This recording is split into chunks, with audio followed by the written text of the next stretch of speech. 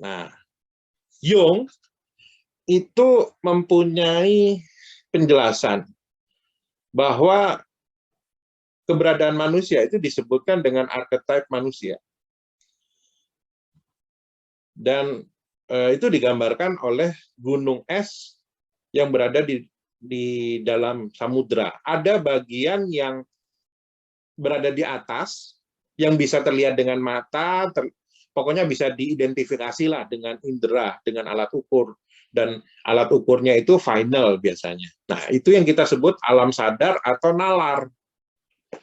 Nah, kemudian ada bagian gunung es yang berada di samudra, itu yang disebut dengan alam bawah sadar.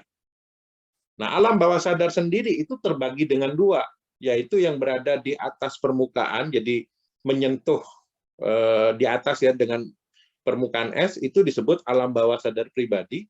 Sementara yang berada di dalam dan di samudra itu disebut alam bawah sadar kolektif. Nah, bagian alam sadar atau nalar itu saya jelaskan sebagai apa?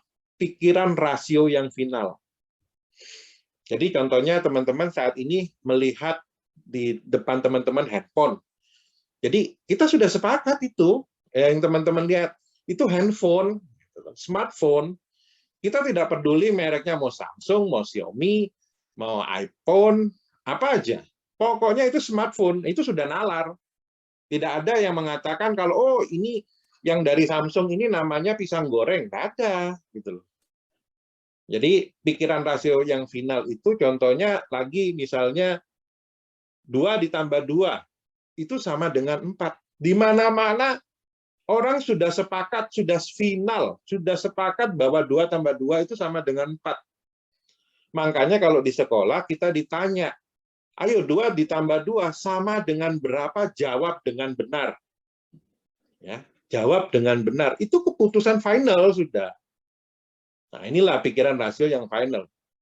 Tetapi kehidupan manusia dalam sehari-hari, dalam tindakan kita melakukan apapun, itu biasanya diganggu dengan pikiran kesenangan, pikiran emosi. Ya, pikiran emosi ini mengatakan begini, saya nggak suka 2 ditambah 2 sama dengan 4. Menurut keyakinan saya, 2 ditambah 2 itu adalah 7. Misalnya itu adalah orang di suatu lembah tertentu.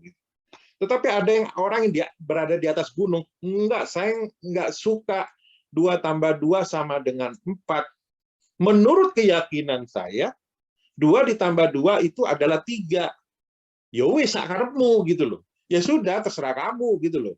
Kalau kamu sukanya itu adalah 3, ya sudah gitu kan. Mau sukanya 7, ya boleh. Itu kan berdasarkan keyakinan. Makanya di sekolah itu tidak pernah ditanya, ayo jawab 2 tambah 2 menurut keyakinanmu. Enggak pernah.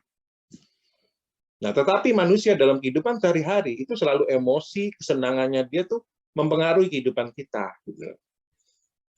Nah, tetapi alam bawah sadar pribadi ini itu dibentuk, dibangun oleh bawah sadar kolektif. Bawah sadar kolektif itu dari mana? Pengalaman bersama dari mulai sejarah kehidupan ada. Jadi sejak manusia ada, disitulah alam bawah sadar kolektif itu mulai ada dan mulai tersimpan. Tersimpannya di mana? Tersimpannya berada di DNA kita. Kita hidup mempunyai DNA dari nenek moyang kita. Nah, makanya ini menjawab mengapa beberapa orang itu takut dioperasi. Aduh, kalau dioperasi itu sakit ya. Aduh, kenapa? Zaman dulu orang dioperasi itu sangat menegangkan, sangat menakutkan. Tetapi sekarang orang dioperasi itu nggak terlalu menakutkan seperti zaman dulu gitu loh. Makanya sekarang beberapa teknik operasi sudah sangat-sangat tidak terlalu bermasalah. Nah, nanti generasi kira-kira ya 50 tahun atau 100 tahun dari kita lah dari sekarang itu sudah tidak punya apa namanya ketakutan lagi gitu loh. Karena apa? Sudah mengalami. Nah, Beberapa kali saya juga mengatakan makhluk-makhluk itu nggak ada. Gondorwo itu sudah memang tidak ada gitu. Gondorwo itu nggak ada. Gondorwo ada itu karena buatan manusia gitu. Padahal konsepnya juga salah gitu kan, yang dibuat manusia. Tuyul tadi yang sempat kalau teman-teman awal di sebelum 1929 nggak ada tuyul itu. Adanya setelah 1929. Nah, kita yang saat ini yang tidak memahami konsep kapan mulainya tuyul itu kemudian membawa bahwa tuyul itu ada. Nah, saya mau kasih tahu, saya akan membuat ramalan 100 tahun dari sekarang nih. Nanti ada setan yang namanya setan listrik. Karena apa? Listrik baru ada zaman sekarang. Zaman dulu nenek moyang kita nggak pernah ada listrik. Sehingga sekarang itu belum pernah ada namanya setan listrik, nggak ada. Tetapi 100 tahun dari sekarang, saya meramalkan, itu ada yang namanya setan listrik. Kenapa? Banyak orang mati kena listrik. Atau kalau nyentuh kesetrum begitu, itu menyakitkan. Jadi itu menjadi momok. Sehingga dalam DNA kita itu tercantum apa yang namanya listrik itu jahat. Ya. Jadi nanti 100 tahun dari sekarang, atau mungkin sebelum 100 tahun, nanti ada yang namanya roh jahat itu, atau setan itu, atau iblis itu, atau gondoruo, atau apapun yang namanya listrik.